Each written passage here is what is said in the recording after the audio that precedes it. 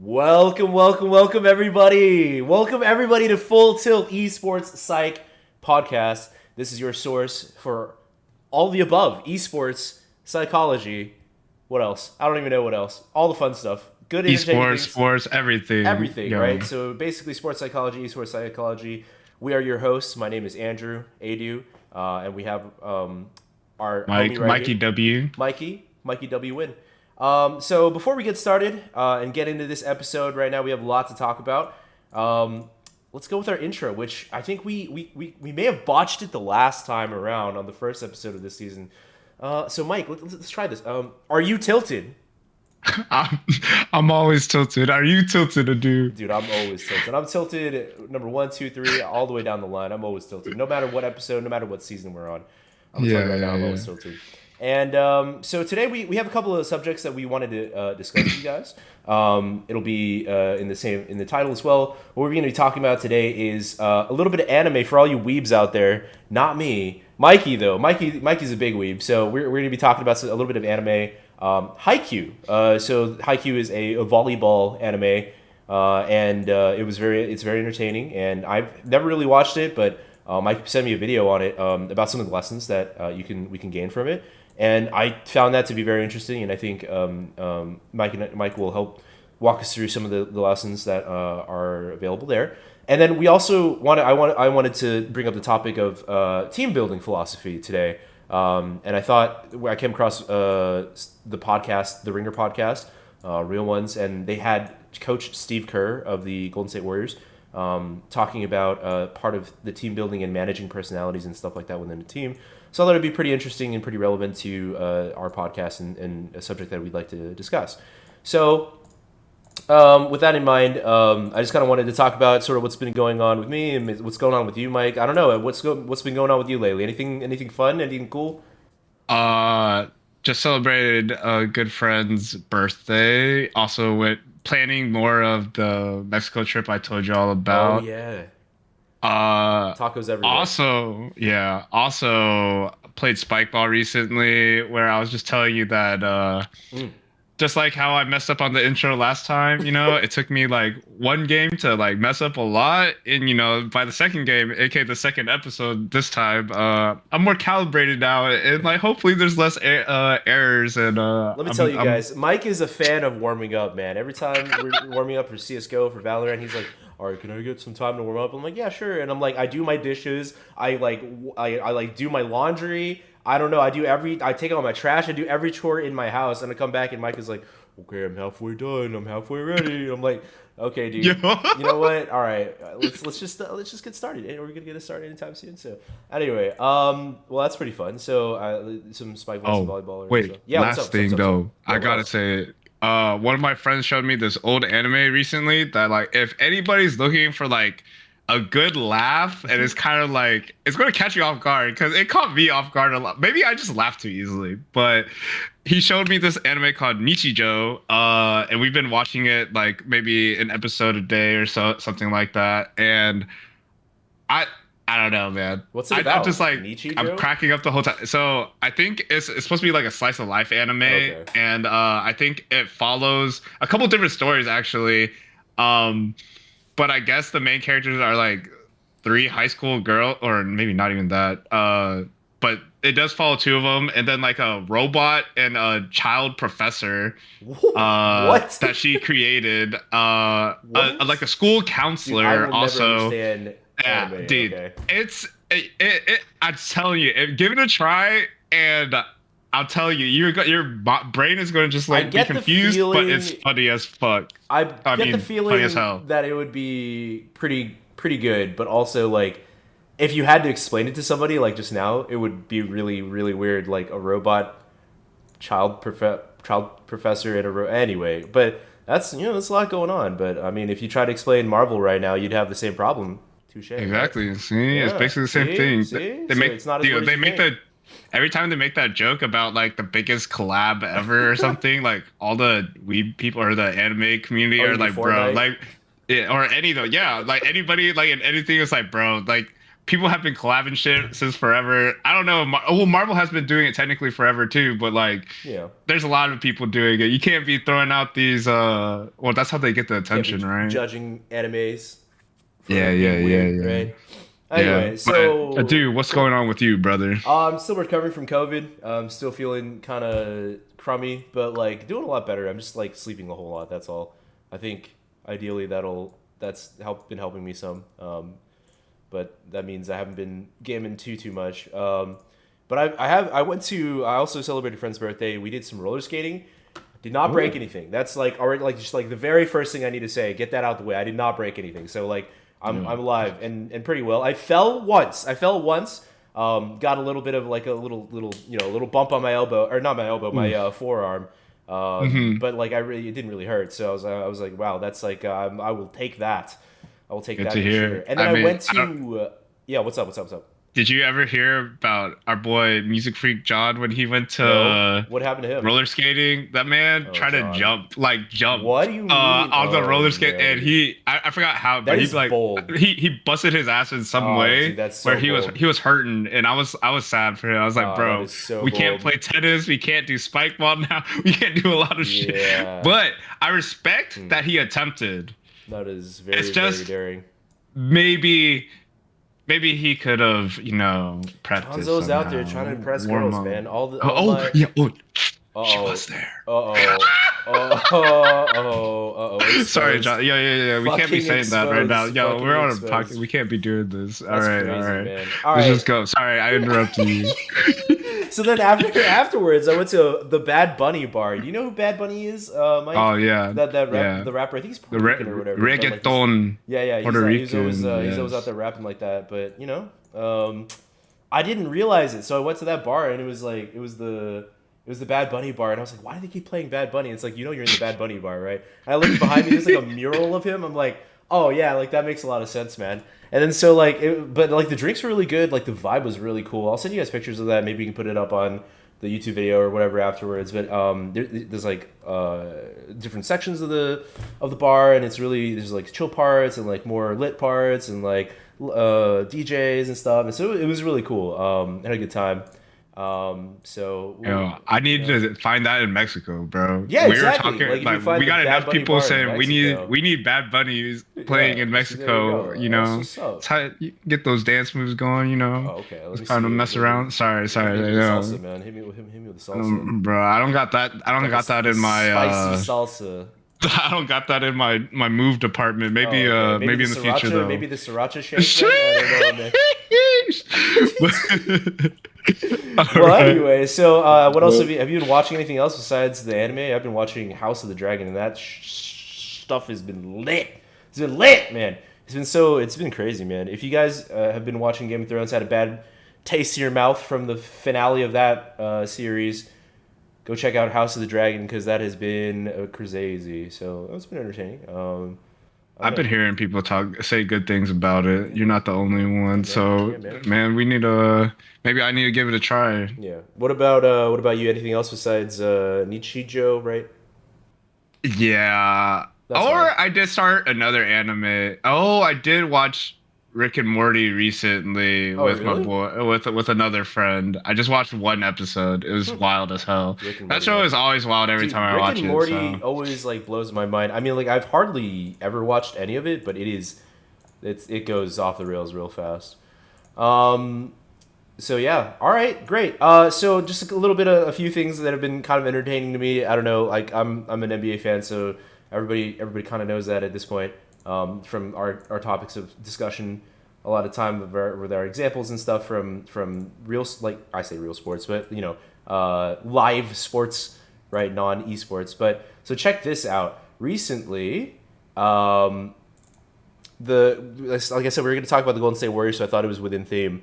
The Golden State Warriors visited Tokyo and went to a hedgehog cafe.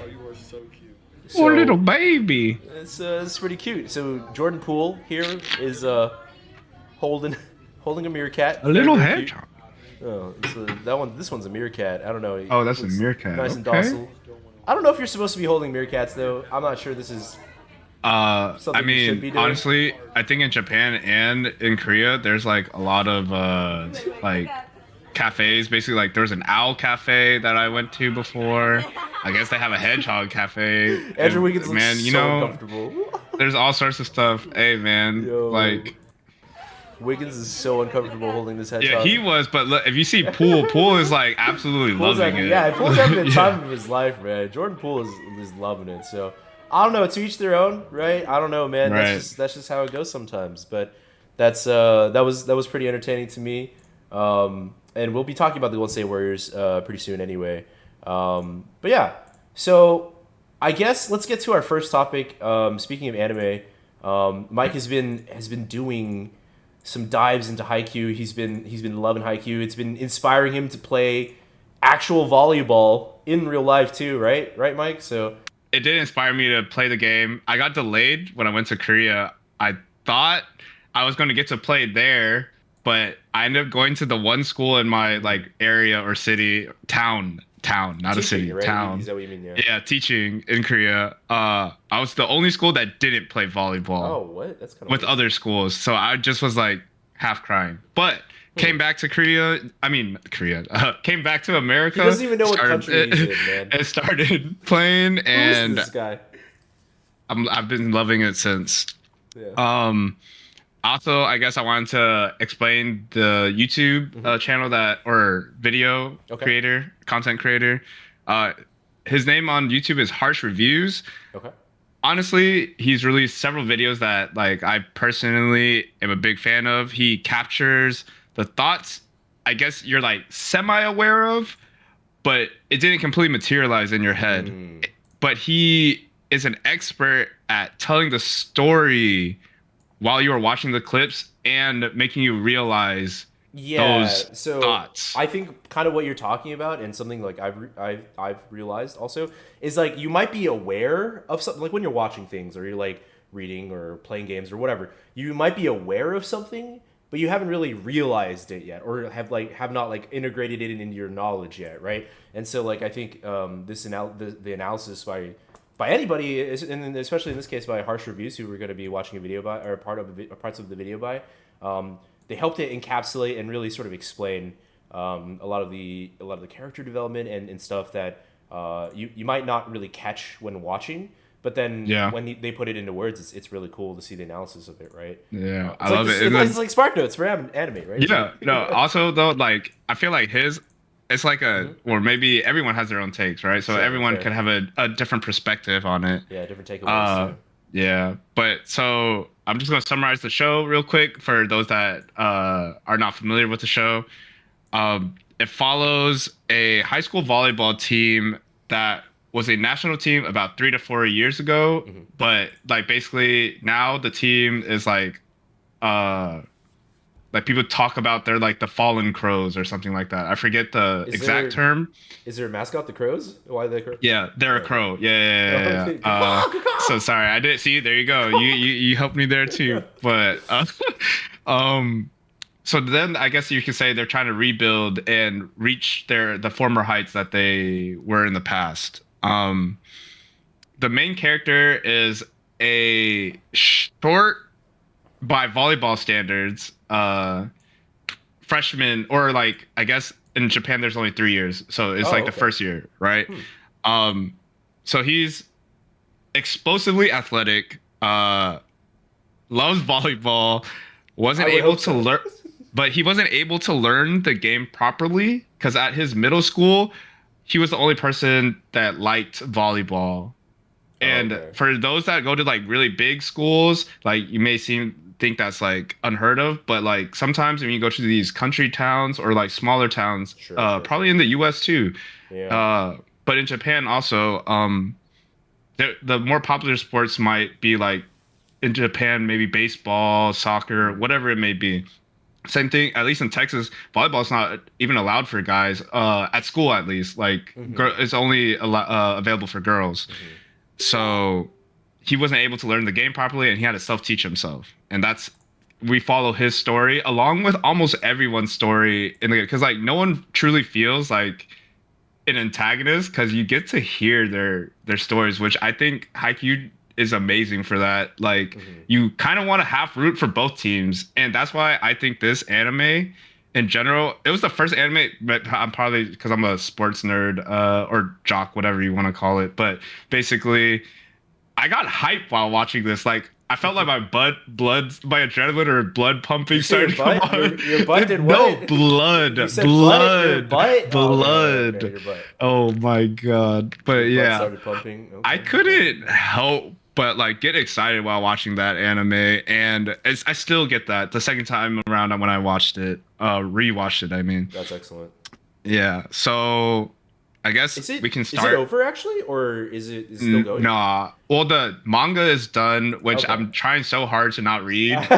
But I think they're coming out with a movie for the most recent arc that's coming out, Okay. and So the anime I'm really is excited for catching that. up or whatever. Does it have a lot more to go though? I guess is my question. Uh, I feel like they're gonna kind of accelerate it with this movie, like to finish it. Yeah, like to bring it I think to a there's gonna be close a. or whatever. I heard that there's gonna be a time skip, so like Oh, okay. basically that's gonna accelerate everything, right? Dude, You know honestly, how that time skips goes. are a really interesting way to tell stories too. Like, Mm-hmm. okay, so what are we gonna talk about today, Mike? So we're gonna watch this video, right?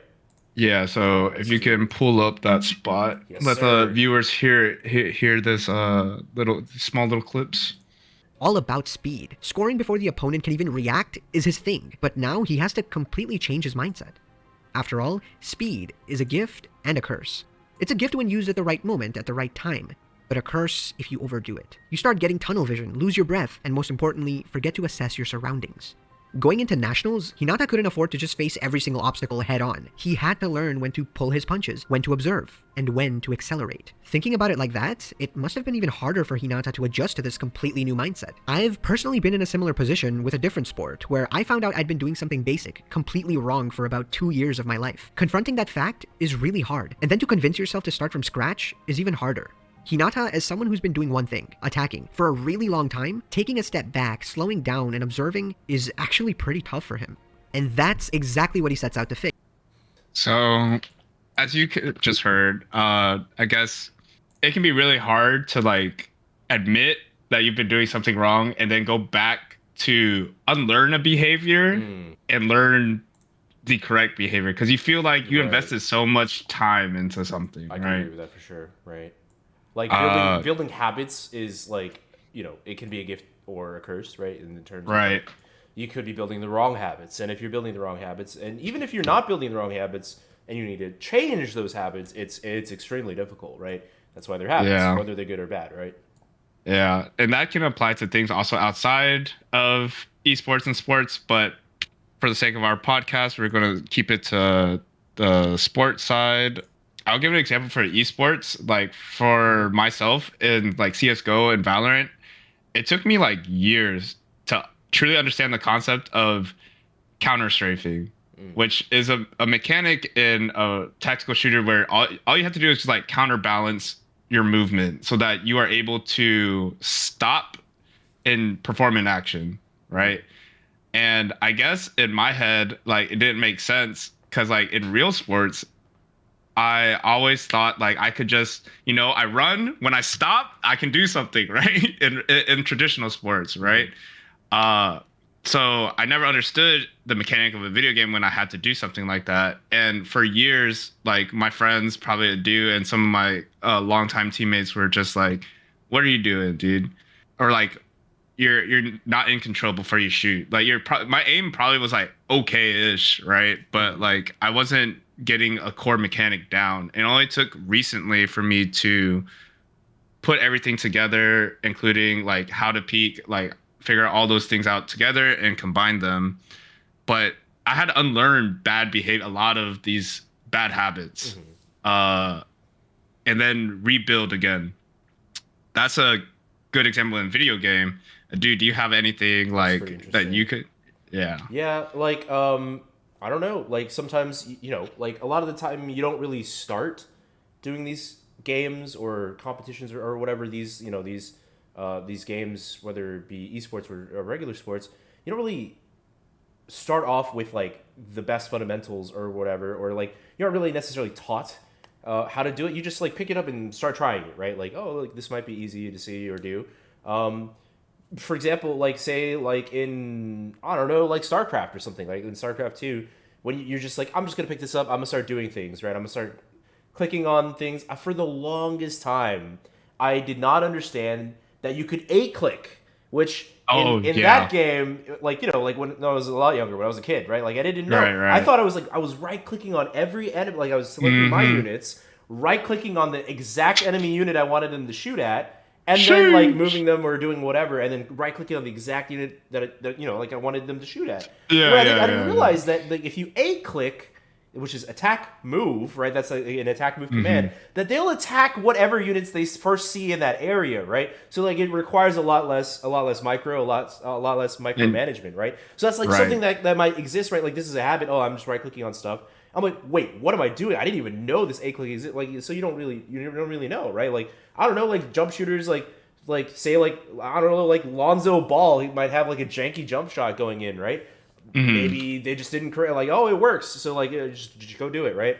Things like that. I don't know, like in League of Legends, I was doing almost the same thing where like you right click every single minion, but that's really hard. Actually, like clicking the minions is probably the best way to do it for like say like AD carries or something, or like ranged characters or something. I don't know. There's like a lot of small things that you don't really pick up or really understand or know until like somebody like tells you otherwise, right? So I guess like in terms of mechanics, counter strafing, right? Unless somebody also colloquially known as AD, right? Like because you're just like moving left, right. So like the little counter strafe movements, you don't really practice that, or you might not know that is a mechanic that exists. I was pretty surprised.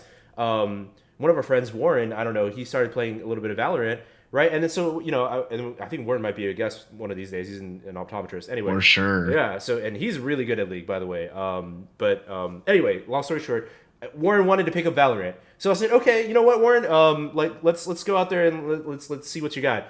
And then he had no idea counter strafing existed, and to me, I'm like, oh, I've been doing this for like years. And I was like, oh, you're right. Like you have to tell somebody that's new to this like genre that like you have to stop moving in order to shoot first, right? To be accurate on your first shot. So then the counter strafe is like such a core mechanic to the game. Like you need to like really like make sure somebody understands that as soon as possible, right? Because it's like oh, like it just appears to the person that's getting shot at, like they just stopped on a dime and then like headshot them instantly. But like on their side of things, what it looks like is I have I've moved to where I wanted to move, stopped my movement, right on a dime, and then aimed and shot. And like so like all these things don't make sense to people unless they build those mechanics and like they're taught about it and they learn about it, right? So this is kind of a thing that you might be able to learn from just watching other people, but is a lot easier if somebody else tells you about it and shows you what to do, right? So straying from the point, but from the video, of course, like there's like certain mechanics or certain habits that we build perhaps that we didn't know there was a better way to do it, right? Like or there might be like maybe this is like something we should try changing, or so I thought that part of that video was really interesting too. I'm always a fan of that, and I wish we could talk more, but I gotta hit a couple more points, or we gotta hit them, right? Yeah, totally. So let us show this next part for y'all. Okay, here we go. So I'm gonna bring this up now. What we have here is another section from the same video. To let it roll. It all begins when one of the training exercises consists of 2-on-2s. That would mean that with only 2 players on the court, each of them would have to pull their own weight. One of those 2-on-2s was a match between Kunimi, who was Kageyama's middle school teammate, versus Hyakuzawa, the 2-meter giant from Season 2. As Hinata observes this 2v2 game, he wonders why Kunimi's team always does so much better. It's not like they were doing anything differently, but they just seem to have a lot of time. On the flip side, Hyakuzawa was doing terribly. Not only was he the least experienced person in the camp, his technique was also really poor. After he loses over and over, Hyakuzawa is down in the dumps, eating himself up over his failures. However, Hinata then asks him to try something out that could help him in the game. It turns out that Hinata had figured out what Kunimi was actually doing. As Hyakuzawa seems to panic for a split second, Hinata calls out to him, shouting the phrase, "Let's take it easy."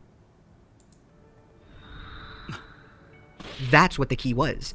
A simple technique requiring one to take it easy, where Kunimi simply passed the ball really high up on the first touch, so that him and his teammate got time to take a nice, deep breath and attack at their own pace.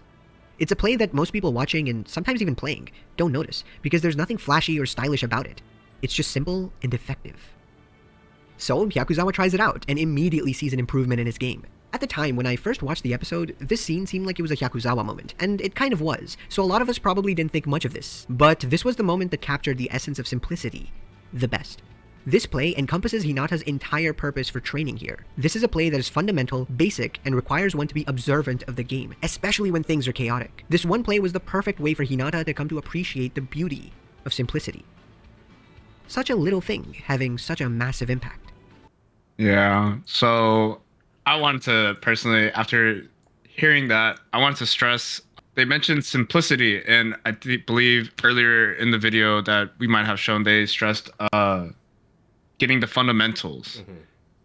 And I'm a big fan, maybe because I went through all the sports that I played younger, and then even today in Valorant, going back to like rebuild my fundamentals has helped me immensely at improving at video games or sports. And having a good foundation with understanding the simple concepts and the fundamentals should be how you develop your more complex skills.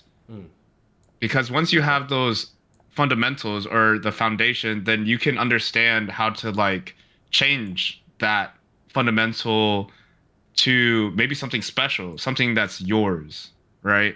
Or something that your team can incorporate. There's many different examples.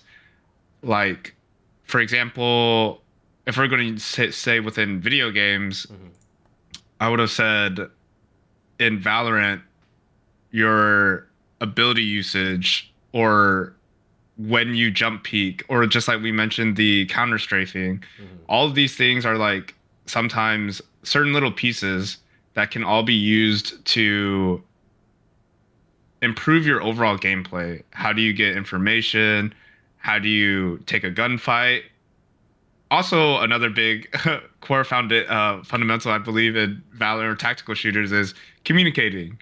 I saw a video recently, or a YouTube short, that mentioned a lot of people give just info comms, like where something is, or right? But less people give action comms, which I believe Adu and I have talked about before privately, of like, what am I about to do, right? Because like sometimes that tells more for your teammate, because sometimes also the people that are like dead, yeah, they can calm for people and tell them like, oh, this guy's holding this guy's holding this. But you know what could just be a little bit better is the person about to make a play or do something like, I got this, you know? Because then you're less people that are involved have to like say something and distract the alive players, right? Because sometimes the people alive, they are hyper focused, right? And then more noise for certain people can be worse. Some people like myself actually love all the information like going through my ears. That's necessary. Too much is a little bit bad. I agree is not my favorite, and I want the silence after. But I do want all necessary information personally. Do you have a take on that, Adu? That is really interesting. Yeah, I do agree. A lot of time, you know, like that there are certain basics, but then like you also need to think about like almost like the meta part of it, and you know, overall strategy is one of those things, like even further back. But like in the middle tier of like playing competitive game would be like the communications would be one of those things, right? Where on that level, it's like you have to like communicate information to your teammates, and then receive information from your teammates as cleanly as possible. Otherwise, you know, like these things just don't. You'll end up not having as much success as you could, for sure. There's like more mistakes end up happening when people aren't calming, or like there's disconnects basically. Right. Adu and I probably have seen it a lot throughout our careers in gaming. It's easy to give wrong calls or get wrong calls, right? Yeah, and sometimes you don't want it to like. I'm better about it now, but I will admit I've tilted off the face of the earth when people give me like, I heard something, I could have sworn I'm right, which is why I also will say like you should listen to your intuition a lot more than you think. But I get a bad comm from somebody and I like second guess myself. So I trust the comm and I end up getting wrecked in a way, for lack of better words. And I'm a little salty at those times because like I'd rather have just someone not say anything almost at that time. That's fair, especially if they're not good comms, or like they're incorrect comms is like worse than actually probably not saying anything at all in some cases. But yeah, so that makes sense to me. And then like I do like that in particular the sort of, I guess, skill that was being emphasized in the video that we were just talking about is taking your time, taking it easy, taking it in your time, relaxing. It's very, very, very hard to do that in stressful situations. But I think it's very important, like that we throw it back to several of our episodes in our previous interviews when we talk to actual, like literal professionals, and they're all saying, like almost to a man, every single person has said breathe, right? Like breathing exercises, relaxing, like taking a moment, right? Like to gather is like just as important as any of the like more minor, I guess, like the more micro things, or like worrying about like, oh, where's my foot placed, or like, am I doing this with my shoulder, or whatever, or like, is my posture correct, blah, blah, blah. But like, like just taking that breath and taking that moment, especially to relax, can entirely change how your body reacts to, like you're a little bit looser, right? Maybe some of the decisions that you make might end up being more well thought out, or even like that split second decision might even be better, just because like you're in the right mental space, right? Yeah. So I'll piggyback off that. There's a point I was going to say later. Why is it important to take it easy, right? And I was going to say, when your body relaxes, like as you mentioned, it isn't as tight or like stressed. It doesn't feel like you have that extra weight on your body in a sense. And I guess you're able to flow because that mind-body connection that I think we've mentioned previously, it's more in sync compared to when you have all that weight, right? Right, yeah. Like your body feels how you think it feels, instead of like for some reason like your body's trapped in all that pressure or whatever, like with all that weight.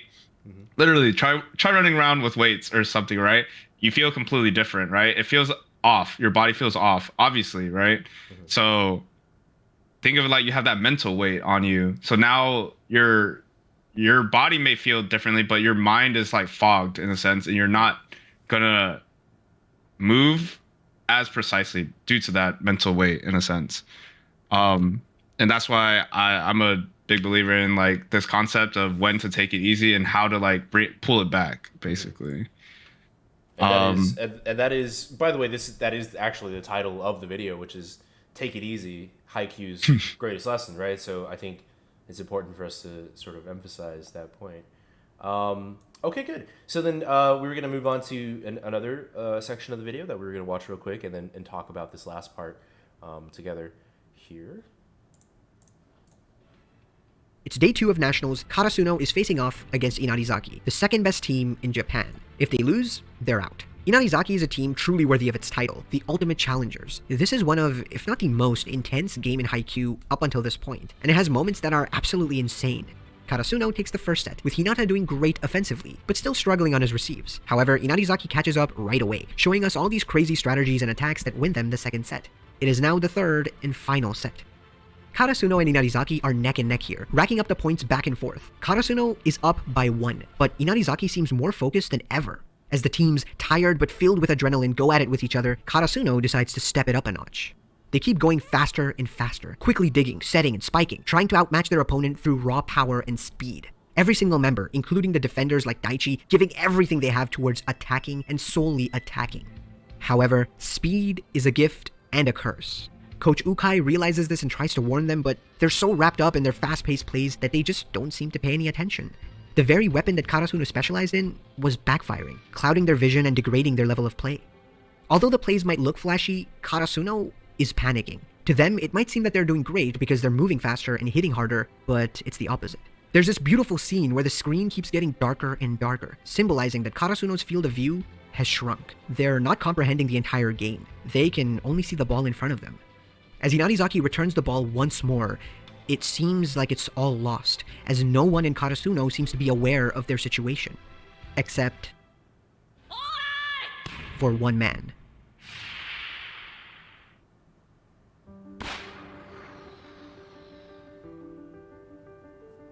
Let's take it easy. The whole team, although shocked, are instantly relieved of their stress. As Hinata makes that beautiful first touch, Karasuno finally takes a step back and breathes. When the pressure was on, when the team needed him the most, Hinata stepped up. Amidst all of that chaos, Hinata had the presence of mind to stick to the fundamentals. The exact problem Hinata faced before Nationals is what befell Karasuno. Yet, in a simple but poetic moment, their savior ended up being the one who, for the past few weeks, had done nothing but observe. The one who had been in a similar dilemma not long ago. With this one play, Hinata literally saved Karasuno, and as they reset their rhythm, they used this first touch to go on to win the entire game. Such a little thing having such a massive impact. It was this moment that truly embodied Hinata's entire journey and condensed it into a single moment, in a way that I can only express as the greatest lesson in Haikyu. Thank you for watching this. It's obviously anime, it's a story, but I think it captures growth of a player and that player being rewarded by being themselves, but also evolving to a better version of yesterday. And I just feel like when you take those lessons and really keep on building upon them to become that better version of yourself, and whether that be sports or in real life, you almost transcend like whatever thought or what you thought you could do.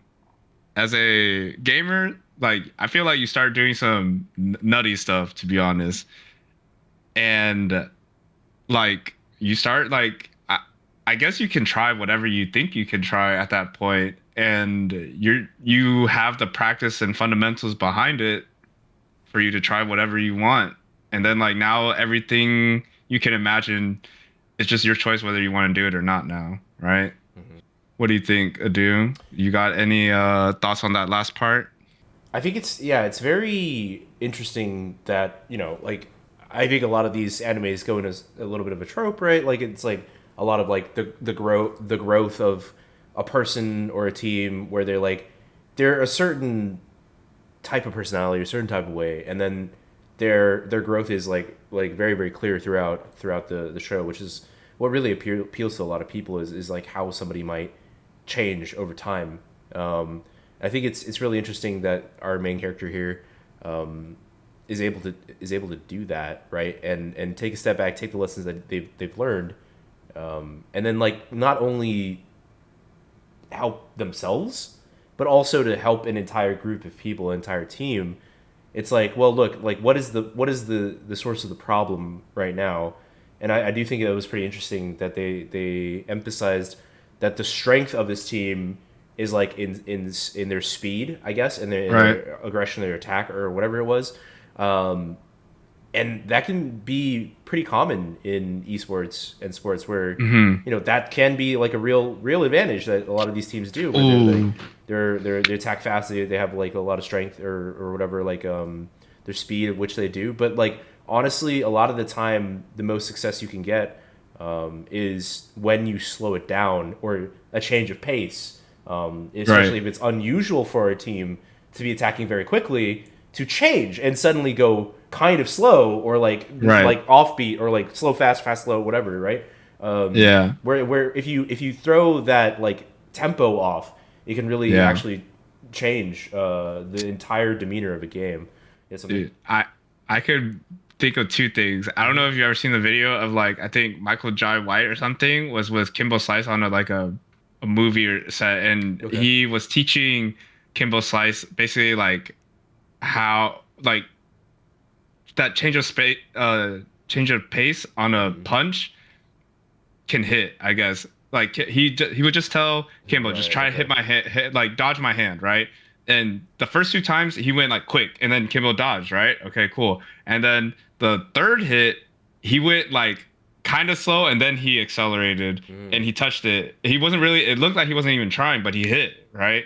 Interesting. So there's some perception there that's messing with Kimbo also, and I feel like Michael Jai White probably had like some other things like perfectly straight arm, so it's half deceptive so also. Certain amounts of technique involved, but also a timing thing, right? Like Yeah, and then also even with League of Legends, I remember a couple years ago there was a time period when China was like reigning supreme because they reinvented League to the super aggro style.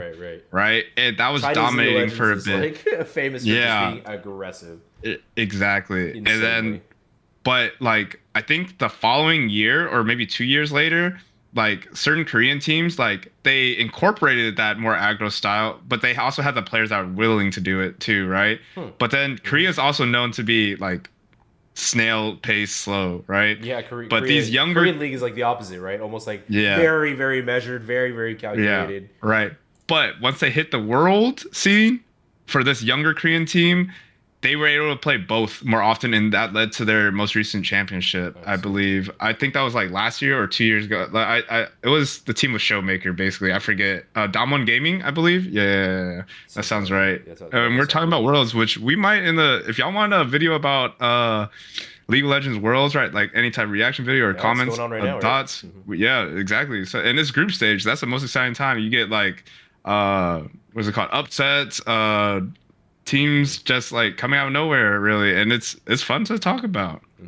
I think that's everything I wanted to talk about regarding that video.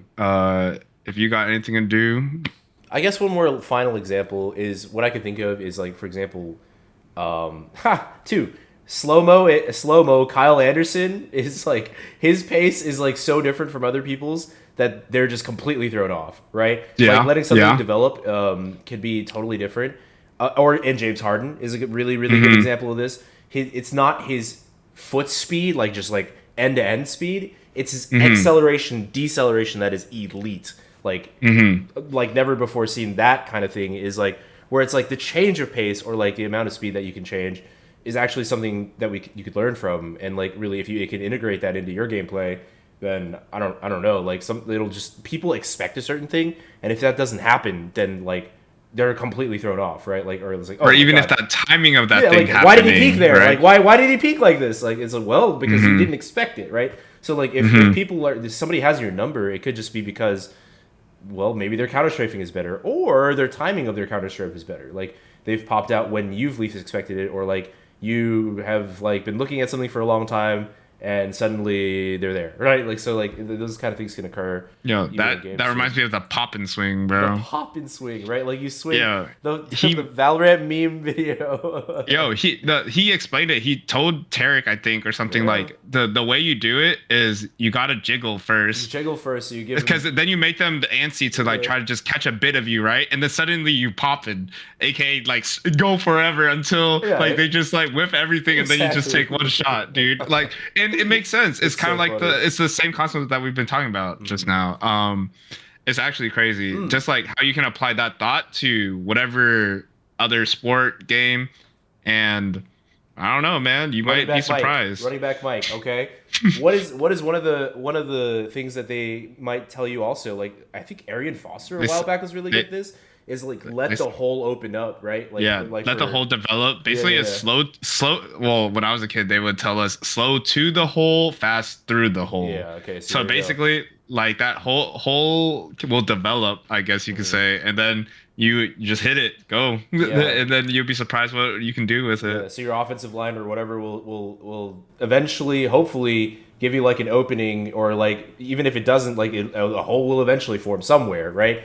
And then like find like that crease and then just like burst right through that, right? So then it's kind of interesting. Like if you, for example, if you don't let that develop and you just go straight into a wall, like you're not going to get any success because you went too fast, right? For example, or if you go too slow, then you'll get caught, right? But like if you just wait a little bit and then like find the correct opportunity versus just taking the first opportunity, you might get more success than you might expect, right? So a lot of time in these like. In the lesson that we learned from that show, which is like to take it easy, right? Could actually be, in real life, you can find successes, whether that be in sports or esports or whatever. Could be the same in whatever you choose to do. It doesn't have to be competition even. Just something that, just take a breath, right? And take a moment For sure. and come back at it, right? So what do you think? For sure. I'm in complete agreement, and I just feel like we can't get enough of trying to improve ourselves and just, I guess, be mindful of those small interactions. I don't know. That maybe I just have this like recent like maybe epiphany on like working on the small things, and then stuff like this video kind of takes me to that same thought of just Some take it easy. Take it easy. confirmation of like Yeah. things that you might have learned already. Yeah. Yeah. So I like yeah. that. Okay. Now, well, yeah, I want to just hear let us about know. your. Let us know in the comments, wherever you want to like let us know about in socials, whatever. Whether you agree with this, if there's anything that you saw in this that you liked or disliked, or you might be like, like I don't know about this. Let us know, because we'd like to know what other people think about this particular case, and whether we have the right read on this, or if there's something else that we're missing. So what do you think, Mike? Yeah. I would love to hear that, because I'm always trying to learn, incorporate different perspectives, and just talk it out. So I would love to hear those type of comments. And now I definitely want to hear some info about how Goldenstate built a dynasty. Yeah. Okay. So I found this really interesting. So recently there was a Ringer podcast episode, the Real Ones episode, on September 21st of this year. They brought back Coach Steve Kerr, who is the coach of the Golden State Warriors, former executive for the Suns, former teammate of Michael Jordan. He's got a lot of wins under his belt, right? And he's participated in a lot of wins. He himself wasn't necessarily a star player, but he definitely was a really important role player, and has had a lot of experience managing people, especially after his career as a player. So the hosts of the show are Logan Murdoch and Raja Bell, also another former player, and they decided to talk to Steve Kerr about the Golden State Warriors and the dynasty that they've created and the culture they've created. So I found it really, really interesting. So like our topic today about Golden State will be kind of about team building and having multiple philosophies and multiple objectives at once, and still seeing how that can still coalesce into like an overarching kind of goal here, right? So I guess for a little bit of context for those people that aren't really familiar with the NBA or basketball in general, the Golden State Warriors have been a dynasty for quite a long time, right? It's been a while where Steph Curry, Klay Thompson, and Draymond Green have been extremely successful players, Hall of Famer levels, and Forever, bro. yeah, forever. Like since we were wee lads ourselves. Anyway, so they're kind of on what we might call the back nine of their careers, right? Where they're aging a bit, quite a bit, and they'll probably be out of the league in a couple of years, right? But they still got a good run in them. In fact, they won last year, the championship. They won the whole thing last year. A lot of people didn't think they could get there. I personally would have thought those were fools, because their core is too good. Yeah, their core is too good. Their core is really, really good, right? It's hard to emphasize just how good they are, right? But it's important for us to realize that a lot of people were doubting them, right? And then now, because they were bad for a few years, they got a lot of good draft picks, right? And so this is really interesting. I think they have another half of their team is kind of at the very, very beginning of their careers, right? Jordan Poole, recently selected 28th overall in 2019, so just 3 years ago. James Wiseman, 2nd overall in 2020. Jonathan Kuminga, 7th overall in 2021, right? So these players are all, 18, 19 years old? Like mirroring esports as well, right? Where people are very, very young. Right. When they first come onto the scene, they may still have a long way to develop. They could be raw skill wise, a lot of people say, but very athletic in the sense. Yeah. So like basically the raw talent, like maybe the raw aimers, or like people that are just like super, I don't know, like skilled mechanically in like any video game. This is kind of like what that's like, right? The draft is the way for the NBA to get those talents on the teams, right? Now, so the original group of players is like the Splash Bros, you know them, right? So they're really good with the 3-pointers and the movement. Whereas it's been really hard for the new young group of players, because it's such a team-oriented approach. There's a lot of read and react plays, right? So then it relies a lot, very heavily on experience, right? Experience, player movement, and all this in this stuff.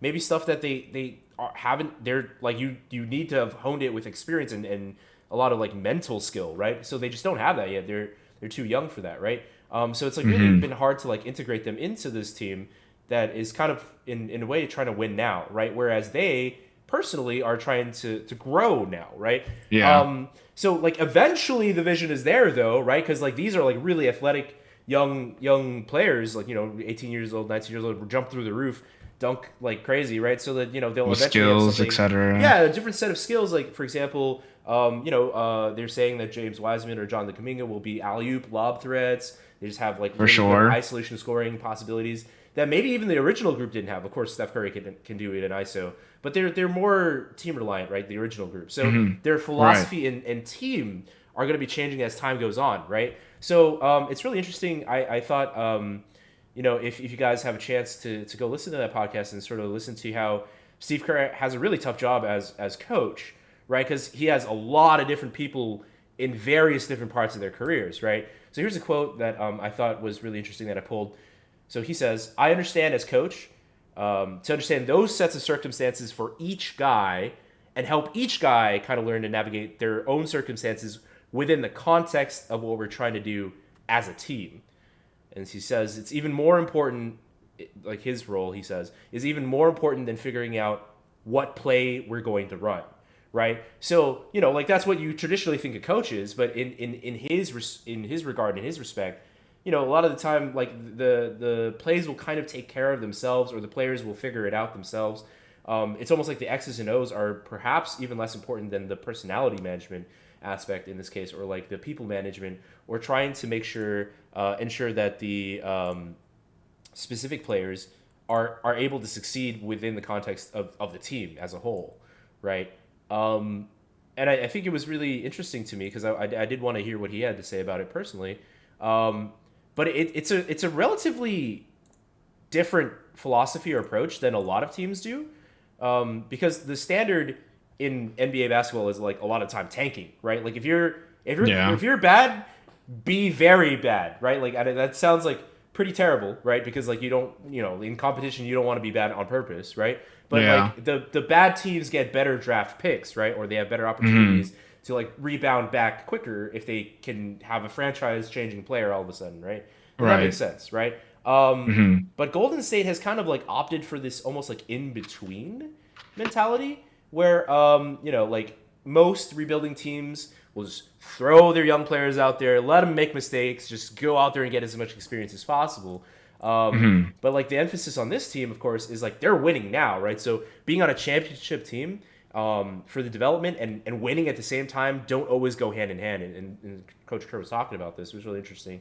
I also think there's context of when they were losing to get those high draft picks. Right. I believe Clay was hurt, and then like other people were like in and out of the lineup. Right. Which hard derailed the team at the time, which though kind of is almost like a blessing in disguise now. Like, of course you're not going to think that at the time, but now while we're talking about how they took that in-between approach that you said, right, now they have a great problem in a sense of like, we got talent out the wazoo. It's really like a first world problem. A lot of like NBA fans are like, oh god, we're gonna have to watch more Golden State for the next however many years because they're back again and they have new talent now. Oh no, right? So it's like almost like making the best out of a really terrible situation, which honestly is like if you're gonna capitalize on something bad happening, you might as well get like really good picks out of it, right? At the time. Yeah. But anyway, but like he, Coach Kerr did want to, and so we're talking about psychology now. Coach Kerr wanted to emphasize too, like how proud he was of the young guys because how mentally tough it is, right? Because like they're really high level picks, maybe best, like pretty close to best in class or like whatever of their year. It can be tough to watch your fellow draftees get a bunch of time and get accolades, but at the same time like that's like a detriment. But one of the benefits of that is that you get to learn from some of the literal best players in the game. Right? Yes. So I don't know, I thought this was a really interesting concept, and I don't know. I wanted to like see what you thought about this. do you think it's worth it for these young players to like have to go through this like a very difficult time where they're not playing very much at all? They don't get to like show their stuff. They can, like it'd be anxious because it's like, I want to get my first contract as quickly as possible and get secured, right? I want to make sure like I get paid, and like I don't know, like if I'm even gonna get playing time this year even or whatever. Right. But is it worth it because they're on such a good winning team, learning from like the very best players out there, right? Like literal winner, like they're the championship winners, right? So like this is what it's like, right? So I don't know. What do you think about that? I definitely have a couple things. First of all, like it's just like kind of what we just mentioned in the Haikyu episode, where it's like take time and observe, and you'd be amazed at how much better you can get. Also, some other sport people that went through this process that had a lot of success. Brett Favre, Aaron Rodgers of the Green Bay Packers, both of them back to back, like just, they got to watch. They may not play exactly the same, but when they have to literally watch and get whatever they can to be good, they learn so many different things, and like even things that you don't want to do. Right, like bridging to greatness almost. Like that's kind of crazy. And isn't it? If we go specifically with Golden State, I'm gonna say like they get to also play with them, but they get to understand that what it takes intangibly, this type of mindset, this type of practice, it's not just for like I don't want to dog necessarily on the T-Wolves, but like back then when Jimmy Butler went over there and he was like, y'all need me, because I mean they might have been trying to play a little bit differently. They're playing for that contract, like Adu mentioned, like some of their early players, right? And they did get their money, but they never found deep playoff run success or anything like that. And sometimes when you're not in a good environment, applies to everything, it kind of slows you down overall. And when you are put in sometimes a very special environment, you don't even realize it, but you are almost getting accelerated in a different way. Like it's like an osmosis of like you're learning from like the best possible sources too, right? Like that's what I'm saying. It's like, well, you're just there. A lot of people, when you're that young, sometimes you don't always think that, and you just want to go. Like hell, man. It took me forever sometimes too to like maybe I had like good friends. I'm sure they don't appreciate it right now, but I'm sure they will definitely appreciate it later. Like yes, at the 100%. End of their careers, like I personally am like happy as hell for them, because I'm like, bro, you're getting to learn in such a good system. Like Miami Heat is another good team. Celtics, etc. Like a lot of these big franchises that have like already some type of belief or core belief. Like LeBron didn't have it when he was initially in Cleveland, and when he finally went to Miami, he like figured out what it takes to be a true champion. Obviously, he had good teammates too, but like there's a mentality that goes along with it. Exactly. Yeah. And that type of intangible is priceless, I would say. Yeah, like learning what it really takes to win is really interesting too. And anyways, when we're talking about that first contract that you mentioned, like I've seen so many random teams, like when they were deep into a playoff run, or like they may not have played as much, but they get fat contracts sometimes too. Like I think Harrison Barnes and some other people back then, like just being on successful teams, you're gonna get better. And then like because like they know, and you can bring that championship pedigree. So that's your argument too. So use it. These young players got it. They won a championship with them, and they learned all that. They can literally say, I got the skills too. Hey, sign me up. So don't get it twisted. Don't get it twisted. Mike is on board with this philosophy, right? So this team building philosophy where it's like, do you want to learn from like the best in the game? And the answer should be probably yes, right? Like even though like, so I think what we were trying to emphasize, he was, Steve Kerr was emphasizing, Coach Kerr was emphasizing very heavily here, is that like, it could mentally take a toll on you, right? I think especially for, I don't remember, it might have been Kuminga especially, that had received quite a lot of public criticism from fans and analysts, kind of like he's not ready, or like, like especially because this team is a winning team, right? So then like, when he goes out there and makes mistakes, it's pretty obvious, right? Like, I mean, like, it's on national TV, or like, there's like a lot of people that are used to success that are watching, like, what is he doing out there, right? And it could come across as potentially embarrassing or like harmful for your career, right? Like, it might not look good, right? but like whether or not this like this period of mental like growth, physical growth, all that, I guess, whether that's worth it, I think, I don't know, like personally, I would say that it might be a different way to get better, right? Because like other people out there might be going out there and making their own mistakes, which experience is a great teacher, but like having people, tell you what it takes to be a professional, tell you what it's like to be a winner, right? Like what does it take like to win? And like I don't know, I guess having the championship pedigree is like such a like that phrase again, but that championship pedigree is like such a big deal.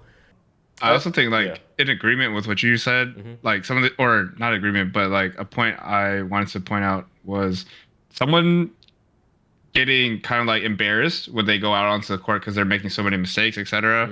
Like that can be scarring and traumatic, but it's funny. But a good sports psychologist or like somebody who's there to like help you navigate that would probably do wonders for them, because it's not bad to make mistakes. And in fact, you should get that experience of failure. And there's a joke I think I saw somewhere recently. It was like, after you fail once, be better at failing in a sense. Like, so like do something again. And if it's that much harder to fail again at that, then you've improved, right? So it's like, don't be afraid to fail. I think Kobe, like what was it? Kobe and Michael Jordan, they would miss like so many shots, but in the clutch time, they're ready to make that shot every day of the week or something like that, right? With the Wayne Gretzky quote that like the Michael Scott, Wayne Gretzky, where he's like, you miss 100% of the shots you don't take. You don't say, yeah, exactly. So yeah, sorry, I just had to say that because like 100%. We are a psych podcast, so we gotta mention like the importance of a good sports psychologist, right? Speaking of which, right? So then I pulled another quote from what Coach Kerr said. It's the resources we can provide in terms of sports psychologists, mindfulness trainers. I think it's never been more difficult to be a pro athlete right now because of social media, because of TV shows all day long that are picking everything apart.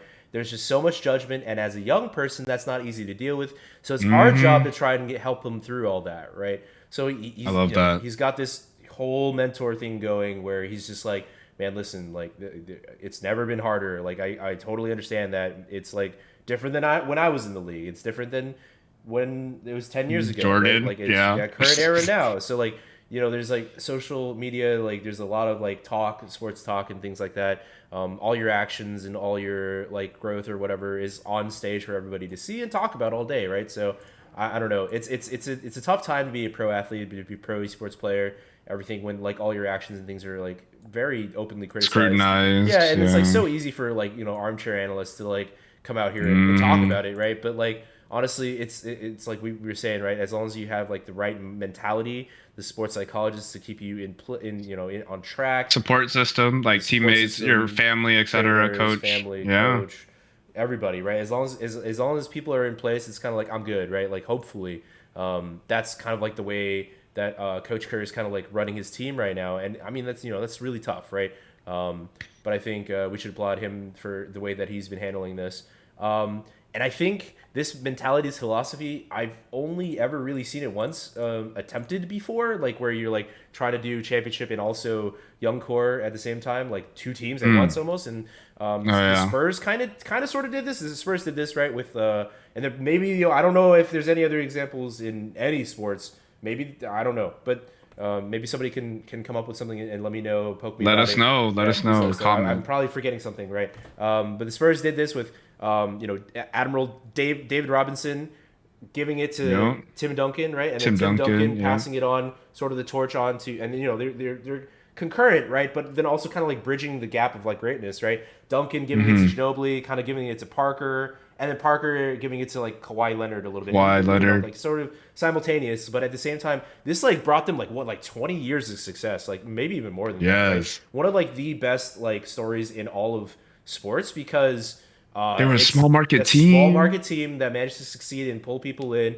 get the right talent and kind of do it the right way, right? So play team ball. People say, yeah, exactly, and play team ball and like there's a lot to like very very admirable manner in which they did it, and you wouldn't necessarily say. I mean, except for Duncan, but like, there's a little bit of question about like exactly how talented these players were, right? Like yes, they are very good, but that wasn't necessarily their individual prowess. It was like the way that it all like melded together, and not only that, but like the support players that came in and came out of the roster, sometimes coming back in again, right? And like so, depending on like the sum of their situations. parts. Yeah, so like the sum of their parts is so much greater than any individual piece, right? There's players, there's still players out there that are very good that went in and out of that system. That and in fact, Steve Kerr himself came through the Spurs as a system coach also, right? So and now he's in Goldenstate, right? So he's instilling that same philosophy that he learned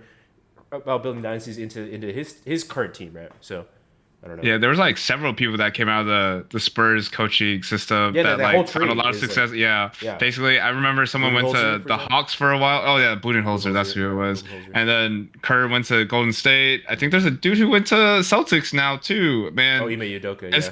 Yeah, because I swear. Right now, so. Well, sorry to that, but like technically, if you came out of that system, the Spurs system, you at least learned how to play that team ball really well, and how to teach it, and the philosophies that you want to instill into your players. Right, like that championship pedigree that we keep talking about, it just keeps coming back, right? But like, there's like certain levels of professionals or people that just know what they're doing, and I think like if, for any like young stars or esports people that are like thinking about becoming pro or like are just like trying to improve, like just like stick with the people that like know what they're doing or like are winners or like have like the correct mentality, and like like learn from them, because or like try to like immerse yourself in their culture, right? Because like clearly they know what it takes, right? So I don't know, I think this is just a really interesting idea that I kind of wanted to throw at you and see like kind of what you thought about it. Furthermore, again, so like we kind of glossed over this briefly already, but I wanted to get a little bit more into this too, because even a player like Draymond ended up getting benched for long periods during the finals last year for the young guys, right? Right.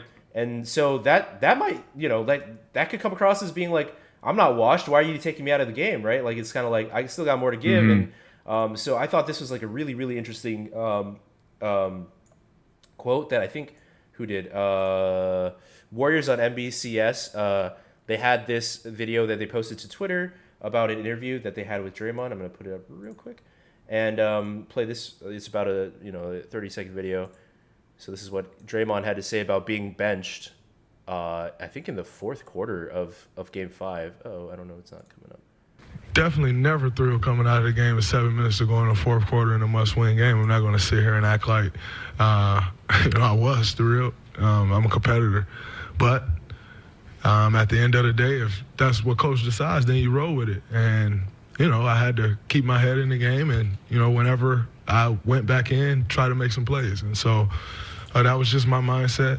Don't make too much of it. I've always been of the on the bandwagon of, if you got something and it's rolling, you stick with it. So it is what it is.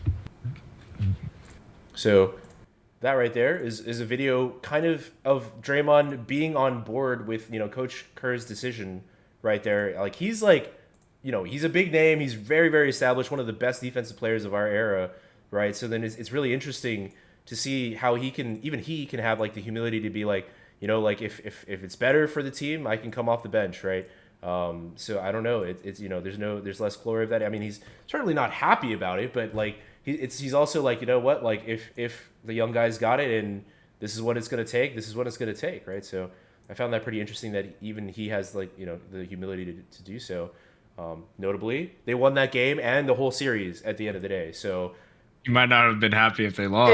Probably he'd be unhappy if they lost, right? Notably, they did win. But I will say, like, I'm gonna give him kudos for keeping, and that's just like what's publicly said. But also, he probably did keep it together to a degree, and like tempers do come out because he's a very emotional guy. He's very emotional. And I think he knows it too. Like sometimes, like I think he even got into it with Kerr before. I believe. Absolutely, yeah. And Kerr even says that in the pod. Yeah. But then, like, I think they even know, like, they, like, hug it out after. It's like, hey, yeah, I got heated or whatever. Tough love, hug it out. Yeah, tough love, hug it out. I haven't heard that in a minute. But you know, sometimes us as players or just like individuals, whether we're discussing or arguing at times, emotions kind of get out of control, and they make us say things that we don't necessarily completely mean. They may have like hints of what we were trying to say, but those emotions a lot of times kind of steer our message to the wrong place. And our delivery, as a dude always tells me, kind of worsens a bit. And I'd say leave at, like come back to that talk after you cool down a get bit. those learn that lesson from Haikyu, right? Go ahead and like take it easy. Take it easy.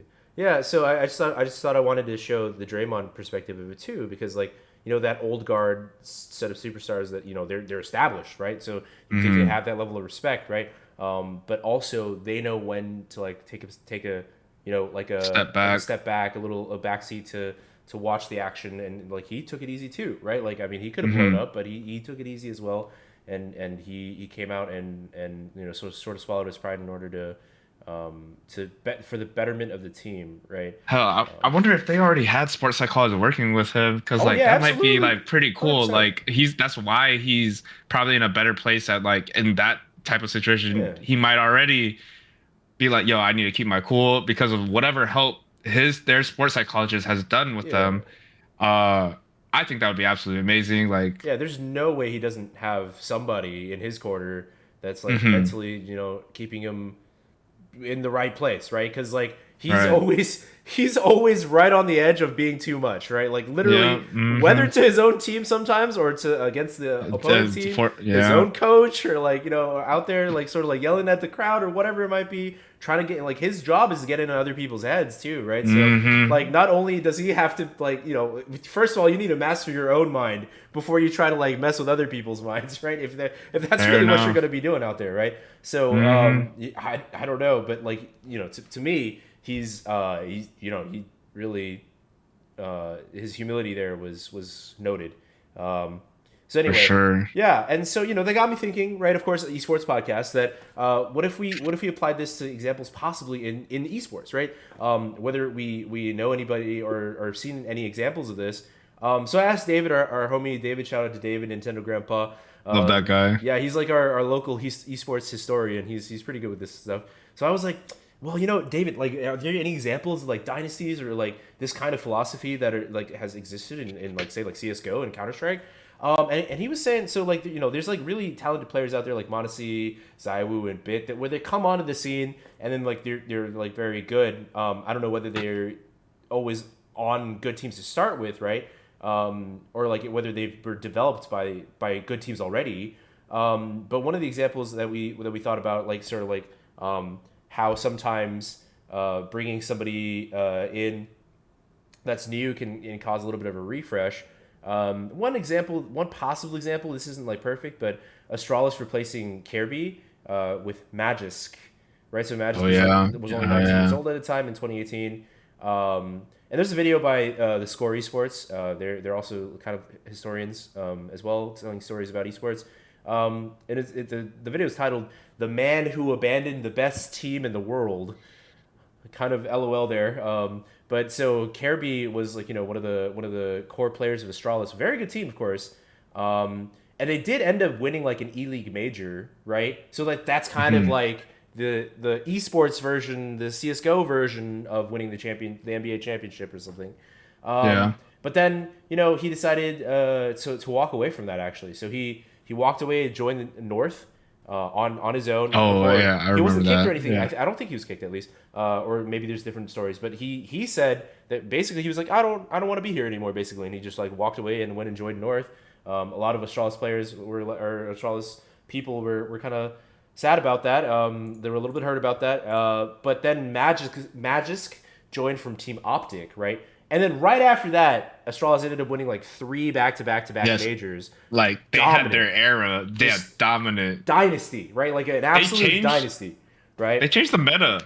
They actually did. They brought that like team execution, utility usage to a new like teams had to learn how to do it basically at that point because like everyone was still trying to do the old style of like everybody's jaws drop like, wait, let's just do what Astralis is doing. Yeah, basically like they used to do that whole game sense stuff and like the old standard, which is fine, but like to be what Astralis did, they became super coordinated, and having Magisk a part of that uprising, he got to learn with all these super veterans. What I was thinking, right?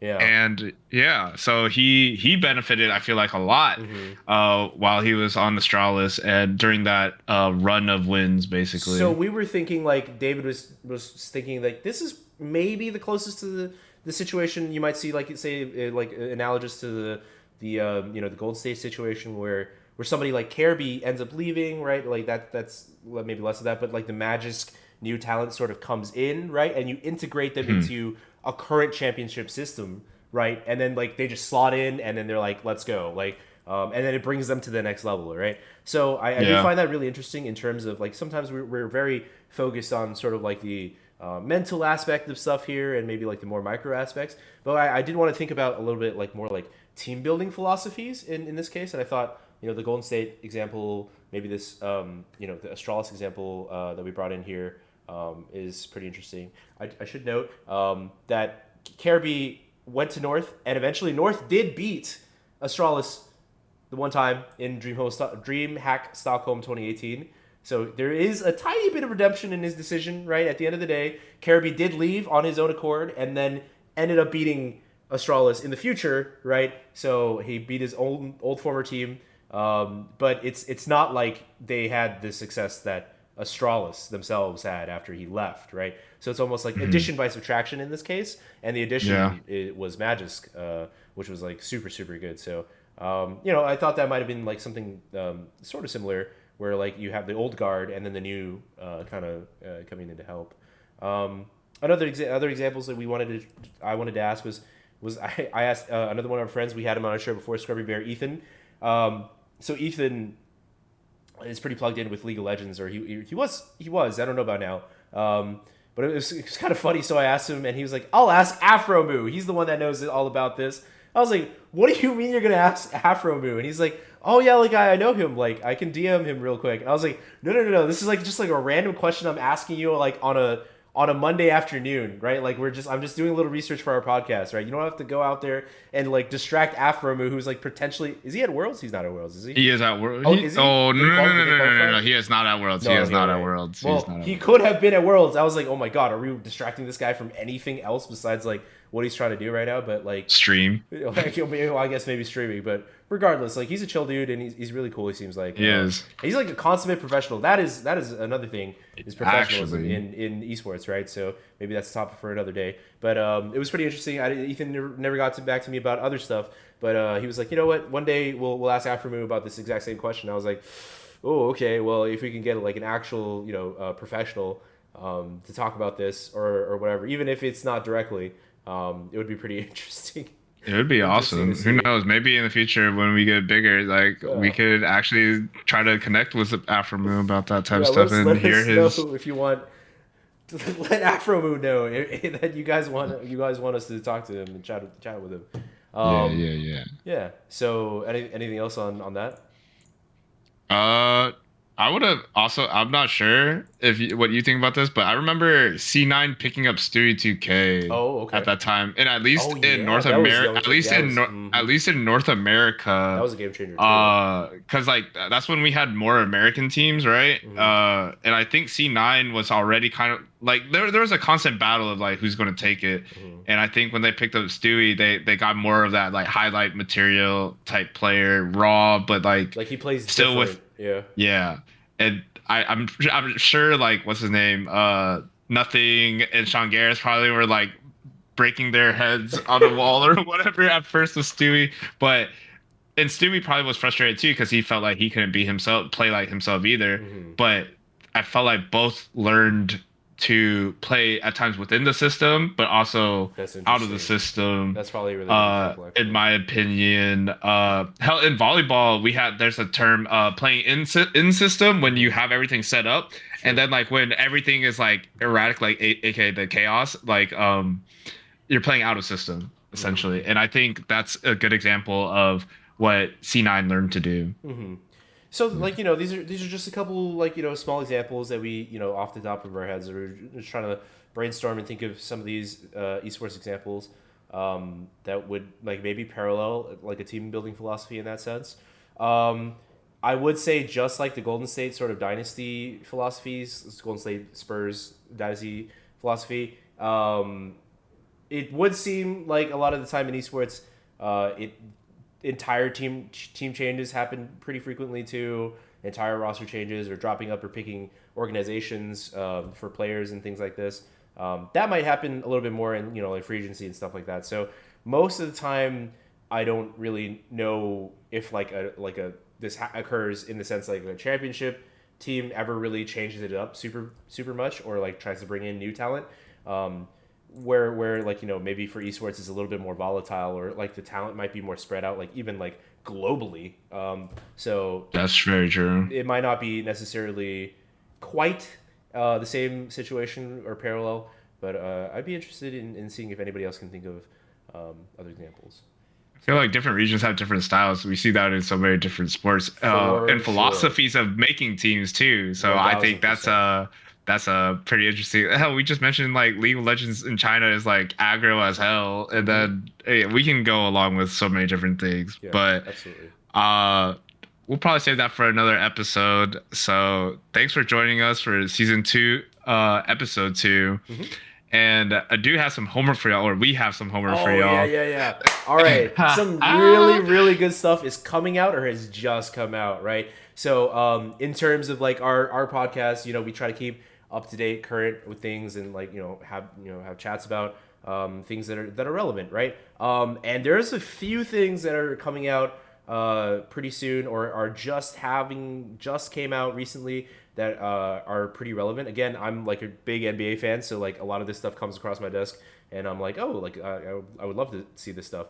But one of the first things that's coming out, and Mike sent me a teaser clip from this already, was the Redeem Team documentary that's coming out on Netflix October 7th. So this one is going to be like the Olympic national team, the men's Olympic national team.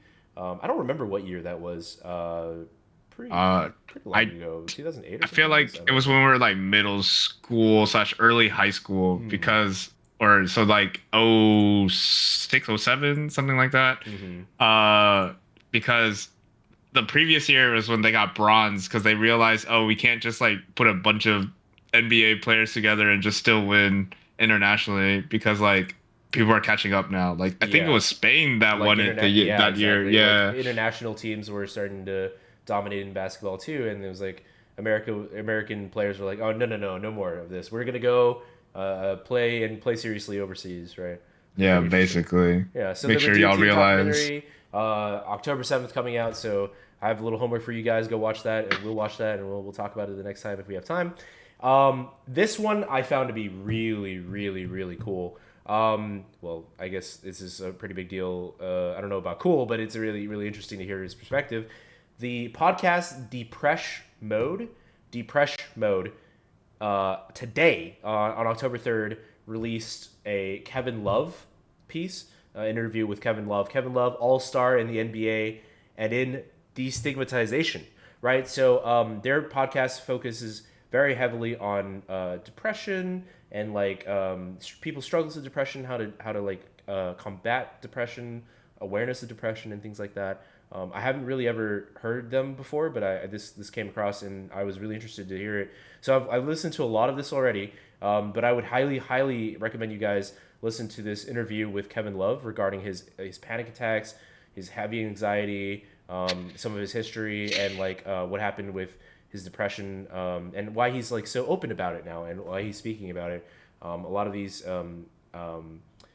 sports stars, like we did on last episode, Naomi Osaka, right? They're starting to become a little bit more open about like a lot of the time people would just like repress how they're feeling, right? But a lot of these sports stars are now being a lot more clear and open about how they're doing, right? Like mentally speaking, it's like I'm not doing great, right? So like, and it's okay to speak that out, right? And I think it's really important that we do so.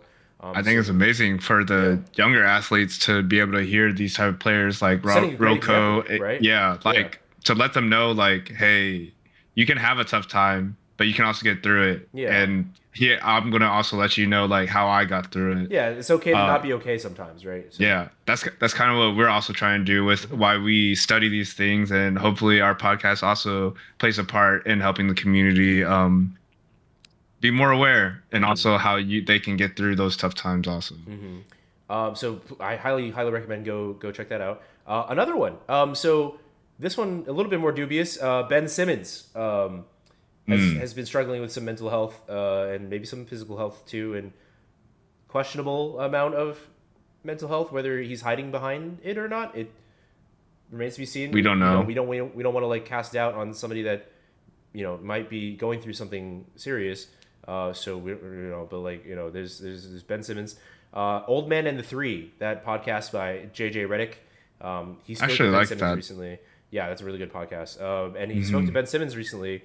So this is the first time Ben Simmons has publicly spoken anything about anything. Has kept very quiet throughout a lot of the speculation. So.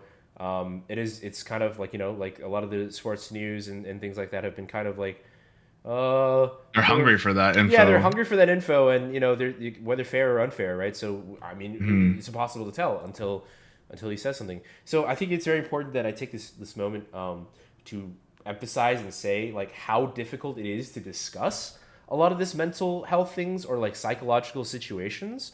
Like me and Mike, like we talk about it a lot, but it's very difficult to actually speak about some of these things, especially when we're just looking at it from like an outsider's perspective, right? Because without the first person direct perspective or viewpoints of players or whoever, like unless they're doing an interview or whether they're like they've written it out like in some edited form or written form or something or whatever it may be. Speculate basically. Yeah, it is a lot of speculation, right? So in fairness to a lot of this, it's very difficult to tell what's going on sometimes inside somebody's head, which is why we're so interested in it, of course. But also that it's very important for us to try and get as many like direct sources or like from their own mouths as we can. So yeah, that's a little bit of a disclaimer there for us, but we still want to talk about it anyway, right? So for sure. Okay. Anything else? I think we also, I wanted to say with Ben Simmons, sometimes I think it's good to not talk too much. Yeah, at least initially. I agree. Because like sometimes when you do talk, it's like I read it from Doodle Wellness recently. It's people have a coping mechanism for over-explaining. Like basically they're trying to find validation in someone else by seeing like these are my thoughts and like this is how it should work, and then eventually they start it's no longer your thoughts and you're taking other people's thoughts by over explaining, because then you will adjust to what they say for acceptance or validation at times. I probably gave that a very short version of what she explained, but if you want to know, go check her IG account, that amazing account. And yeah, I'm happy for everyone that stayed with us the whole time and listened to us, and anybody who managed to come late and catch a little bit of our podcast. We will post up the video later on our YouTube. Hopefully soon we'll start providing like some YouTube shorts of entertaining clips of us playing Valorant and whatnot, or whatever else we're doing, right? Maybe some funny videos too. Like our video editor loves to like mess around, so we'll see what happens. Absolutely, man. So if you haven't already, we appreciate you for being here. Like, follow, subscribe, turn on notifications. You know the drill. Everybody knows the drill. All right, guys. GG. Mike, as usual, I'm tilted. I don't know about you. Are you tilted? I'm a little bit less tilted, actually. Are you tilted, dude? I'm always tilted. This is, I'm not gonna ever say that I'm not tilted. I'm always at least a tiny bit. I'm just a tiny bit tilted tonight. So maybe it's like pressure, just be a little bit pressured, but not zero pressure, right? That's what it's like, man. That's what it's gonna be like, man. All right, dude. So see you guys later. Catch you guys next time. Peace out. Bye-bye. Bye. So Mike, let's try this. Are you tilted? I'm always tilted. Are you tilted, dude? Dude, I'm always tilted. I'm tilted number 1, 2, 3, all the way down the line. I'm always tilted. No matter what episode, no matter what season we're on.